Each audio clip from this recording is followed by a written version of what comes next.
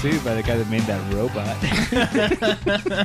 And we are live, folks. Welcome to the Sit Down Standard Podcast, the podcast celebrating all the amazing things you can do while sitting, whether it's enjoying movies, watching television, or playing games. And of course, one of the most important things you can do while you're sitting down is enjoying a wonderful turkey on Thanksgiving. As you can imagine, this is what our episode is going to be about. It's our wonderful, wonderful Thanksgiving episode.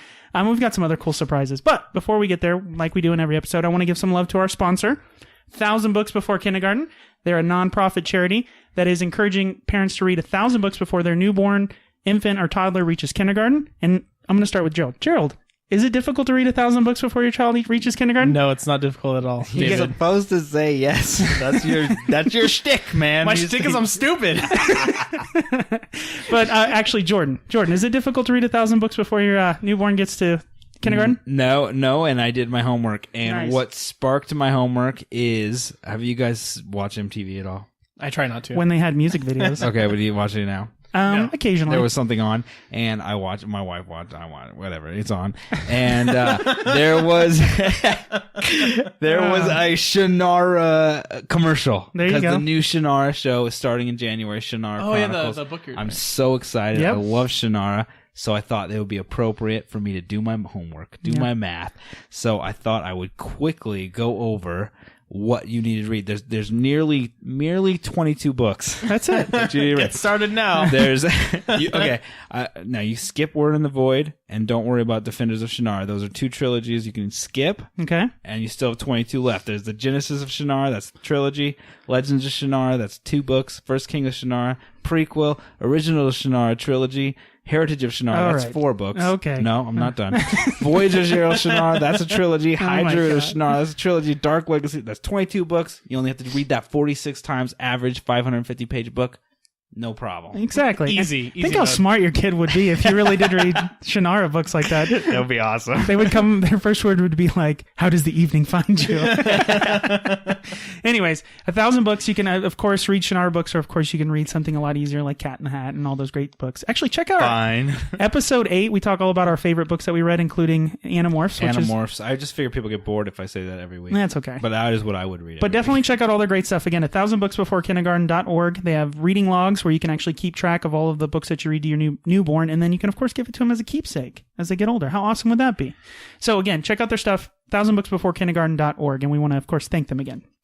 Okay, now we will move on to the first part of every podcast, and I'm just going to repeat one here, okay? What you doing? What you doing? What you doing?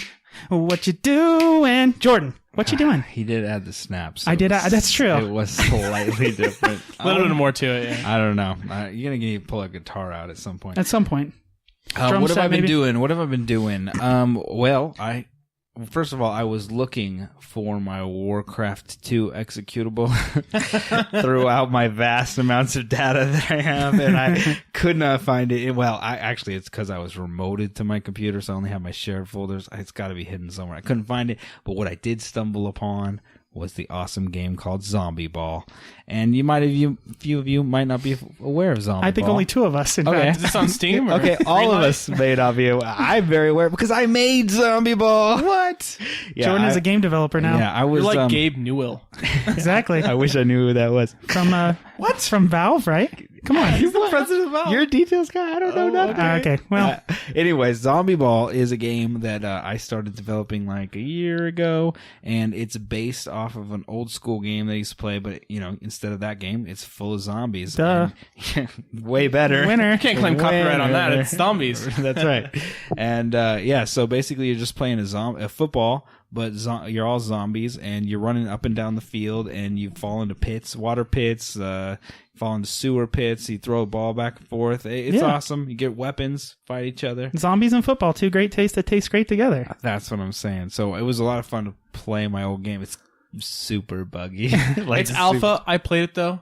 10 out of 10. Thank you, sir. Gerald's review, 10 out of 10. We were nothing but laughing Yeah, and you having actually fun. were. We were having a good time. We should totally do a Let's Play of your game. It's totally broken. Like when you run, if you don't have the ball, you don't even run. You just like fall back. You just float backwards. It's totally broken game, but it's totally awesome. And I have all the functionality. What happened was I used this thing called Game Maker, and it's a super easy way. I did programming in college a little bit, so I know enough programming to get by. but this is like an awesome program that helps you make your game. And then, but the old version, the free version, was you only had like 20 sprites to make. Okay. And you could only use 20. And So you're limited by the technology. You have to be in. So I could only use it to develop each like kind of thing I wanted. I couldn't apply it to every character. So some characters have some features, other characters have other features. That's why they added a mustache to Mario. You know that, right? No. They couldn't do his like face or his nose or something, so they just put a mustache on him. Ah, genius. See, so ingenuity is breeded by something? No, I don't remember. That's not it. I'm not that smart. He's the details guy, remember? But anyway, but I just looked it up, and the newest download, they changed it, so the free version is unlimited resources. So I can make as many sprites as I want. ZombieBall is back on, people. That's my What You Doing for a while. It's GDC, awesome. that's where we're going to take you to. Game Developers I Conference. expect to see it at E3 or something soon. I have E3 another game 2017. I didn't show you guys my Defender game, but that game's awesome as well. Speaking of Defenders, are you excited for Jessica Jones, The Defenders? I am excited, yeah. It came out, Wait. we're time traveling. I'm going to have to make Well, this comes out on today's the Monday. 20th is when we record, but it's out today. Yeah, I got to get my new Netflix. You're going to sign up for a new Netflix? Sign up for a new Netflix account. Yeah, actually, I've heard nothing but excellent things about it, so I'm really excited. Yeah, that's going to be really good. We're going to have to check that out. All right. But anyway, so Gerald, what you doing? Well, this week a lot of work, but we got to build a new computer for sit-down standard computer. Yeah, buddy. So we can finally encode these videos without it crippling, I don't know if anybody's ever used a computer to do any video editing, but when it like takes 8 times as long as the video, it's brutal. So I do apologize for last week with some mess ups on the video. I didn't get it out as soon as I should have, but don't blame me, blame technology, but it shouldn't happen anymore. Feel free Yeah, to we have a blame new David. computer, state of the art, and by state of the art I mean last generation CPU. Hey, but hey, listen, it's we're a on lot a budget. faster. This is a free podcast, buddy. Okay? It's a lot faster than what we had. So Of course. it's great. Runs great. I think the mouse on a wheel would be faster than the computer I used to use. Other than that, I caught up on my Star Wars comics, finished up Shattered Empire, which takes place after Jedi. Some cool stuff happens there. Don't want to Return of, spoil it. Jedi, Return like, of the Jedi. Ewoks. Yeah. Oh, Ewoks. There you go. You got to speak his The language. cool kids call it Jedi. It's the last movie. I'm like, I thought the whole thing had to do with Jedis. But it's cool that the last comic has a little bit of Luke in it. It's kind of cool seeing him back. So it's between 6 and then obviously the new. Yeah, but it takes place like right after Jedi, but it's like a couple missions. It doesn't like fill in a 30-year gap. Okay, but the comics that they've come out with, are they all taking place in that time frame? Because I know they came out with a Vader. Just Shattered Empire. Okay, but what about Vader? Those all take place in between 4 and 5? Vader and the Star Wars lines, take place after New Hope, before Empire. Empire Strikes Back, okay. Yeah. And those, I've read a few of those. Those are really good. Yeah, then they have a couple like 5-issue arcs like the Leia, Chewie, Lando. Those are all like 5-issue arcs that happen around different times. But the Star Wars line and the Darth Vader line are really cool. And just this week, they started a new crossover event. Nice. I think you know what a crossover event is. Yeah. That's 6 issues. It's Nightcrawler called, shows up. Wait, what? it's called Wouldn't that be awesome? That would Vader Down. So it's like Vader, I think, crashes all by himself with all these rebels. I don't know. I haven't read it yet, but it starts this week, I think, is when the first Nice. issue came out. So yeah, catching up on all that stuff. Now, are you doing, I think we talked about this. Are you taking them out of the, are you buying two of them and leaving one inside the cover? No, I buy one issue. I did buy 2 of the very first Star Wars. Okay, So I'm like, it's smart. gonna make a lot of money. But anyway, I read it and then they'll come with the digital copy now. Okay. So I just insert the code. If I want to reread it, I just reread it. Oh, on it my comes iPad. with a digital copy? Every single issue comes That's with a super digital. awesome. Yeah, so you don't even have to open it anymore. There's no excuse to open it. Well, you need to open it to get the code. Ah, see? But so they you always just, you get read it once and then you put it away and it's a little plastic and a little box. Right. And But then you just reread it on your iPad. But they're not that expensive. What are they, like $5? $4. Okay.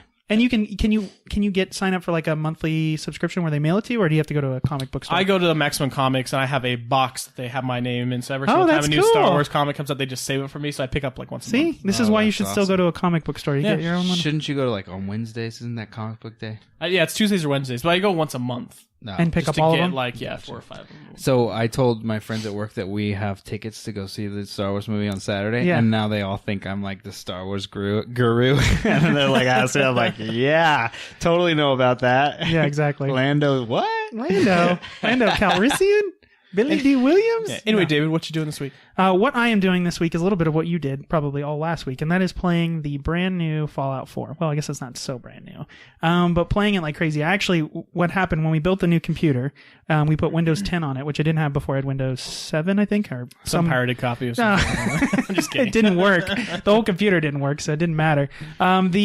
Windows 10, I guess now if you have an Xbox One, you can stream it through your wireless network to the computer screen, which sounds like, my computer screen's not going to be as big as my TV, right? TV's usually bigger than your computer screen. But if you're video editing a lot of stuff and waiting for things to render, and all you have to do is just pretty much sit there, I just played Fallout constantly all this week while I was waiting for things to render and get things done with the video. So I played Fallout. On your computer? On my computer. Yeah, Do you ever think maybe that's why it took so long to render? I did this with the new computer. So once I got everything, because it was that half step of, when you switch from one computer to the new computer and you're so excited that all you want to do is the new computer, but really all you're trying to do is get all the data from the old one. Anyways, that sounds boring.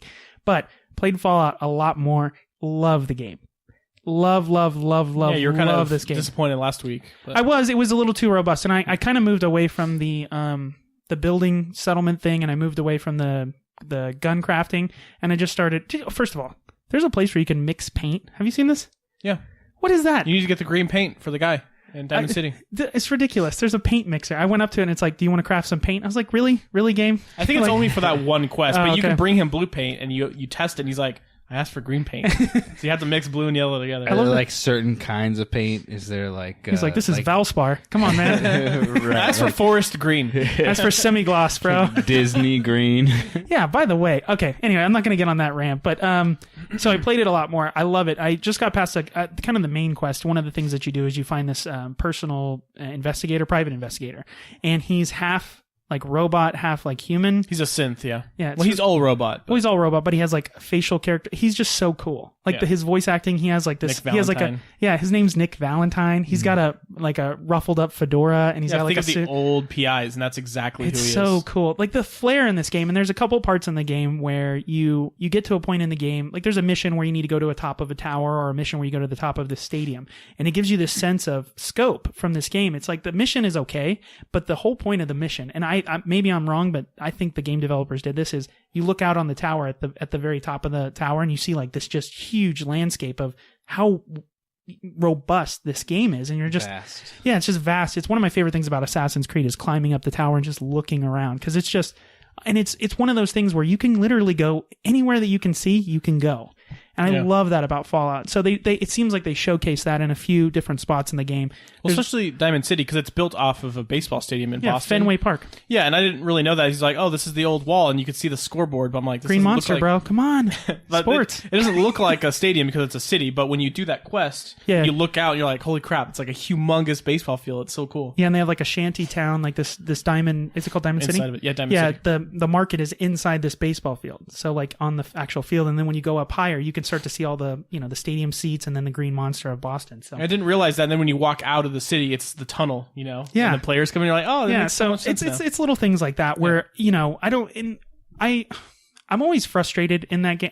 Not frustrated me, but I'm upset for the developers and things like that, because there's times where I'll walk down like this, abandoned building, and you walk in and there's so much detail. I'm like, someone spent like hours of their life, and some people will never see this, because the game is just so big, you will never go down that tunnel. It's like someone spent 3 years like creating this. Are the graphics just out of this world? Are they really awesome? They're really not. It depends what you compare it to. If you compare it to older Bethesda games, the engine's great, but it's the same engine as 5 games ago. It's just Because I was looking at, I just saw someone's like Facebook post or Twitter, Instagram, something, where it was just showing like the screen that he looks at, which is the menu. The Pip-Boy, But like the thumb or whatever, that was, I was like... Did someone make a real one? Yeah. I thought that it was real.